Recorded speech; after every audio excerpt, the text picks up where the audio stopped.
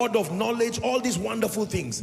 And then by the time we get to 31, he says, covet earnestly the best gift. He said, yet there is something greater than gifts. There is something greater than prophesying, word of knowledge, word of wisdom, intelligence, accuracy. He called it, I show you the, or a more excellent way. 13 verse 1. What is a more excellent way? Though I speak with the tongues of men and of angels. The word tongues here means language of men and of angels. But I have not love. It says, I am become as a sounding brass or a clanging cymbal. 2, it says, though I have the gift of prophecy and I understand all mysteries and all knowledge, and though I have all faith, can you imagine? So that I could remove mountains, but I have not love, I am nothing. Number 3, and we'll stop there. Though I bestow all my goods, charity, to feed the poor, and though I give my body, martyrdom, to be burned, but I have no love, even that great activity as it is, by the time is weighed, because love was not there. You died, so you are celebrating the person, you visit the grave all the time. This man was such a martyr, but by the time it is weighed in the spirit, there was no love there. Anything minus love becomes small. Anything. The absence of love divides anything good and makes it small. How do you prophesy? And the Bible says, while you are doing all of that, how do you dish out mysteries? And while you are doing that, how do you offer your body to be burned? And you are actively involved in charitable activities. And yet in the midst of it, the Bible says you are like a clinging cymbal. You are like an empty plate, based on the weight of the spirit. Are you seeing how God weighs things now? This is very powerful. It then means many things we are clapping for, we are the only ones clapping for it. That clap ends on earth here, because by heaven's measurement, by heaven's assessment, there are only few people. No wonder he says the laborers are few. There are so many people, and heaven is still saying the laborers are few. Do you know why? Because most of what happens is a plethora of eye service, hypocrisy, and what do you call it? Just people doing what they are doing and not putting love there.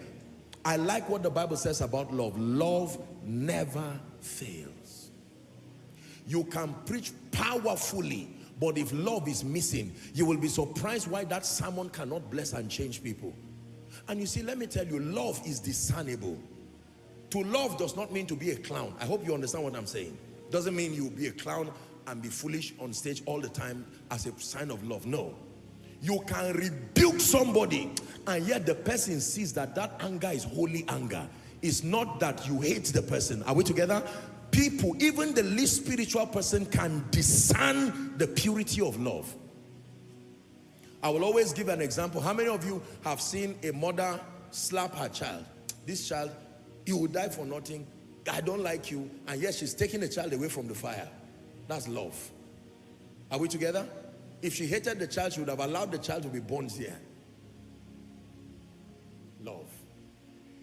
Many times the chastisement you go through from God is not hatred. It is love. Because those he loves, he chastises.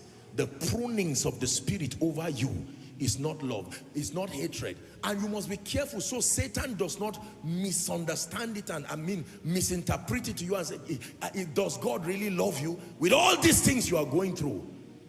Bible says, count it all joy, my brethren, when you go through diverse temptations, knowing this, that the trying of your faith worketh patience. It says, and let patience have her full course, that you will become matured, entire, wanting nothing.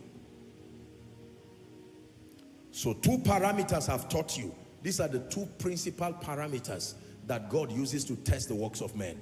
And do you know, as a human being, even though you are limited, because you can't really see the hearts of men except it is given to you, but even in a measure, you can use these parameters and test the hearts of people. That in the midst of all the activities, especially if you are a leader, you can use this to discern the sincerity of people's hearts.